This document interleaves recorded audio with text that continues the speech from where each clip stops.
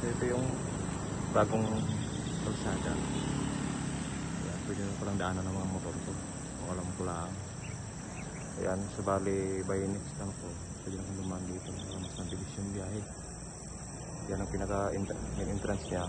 So may kulay green na may may puno na malaki. Yan yung clean fuel. Ayan. Yung papunta dito. Ayan. Kasi dun sa kabilang kalsada, gitid yung kalsada dun. Pag nagsabay yung kasalubong yung mga sasakyan ng mga 4 wheels, kahit tricycle, grabe ka traffic. So wala kasi yun dun parang temporary lang na kalsada So ito na yung bago ngayon. So bali, formula yung ginawa pagpasok ko sa trabaho, dito na ako dadaan.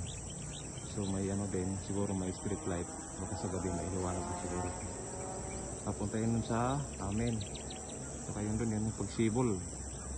Pag diretso mo, kaliwa, tapos kanan, yan. Yun na yun. So, yan yung pinaka-kalsada niya.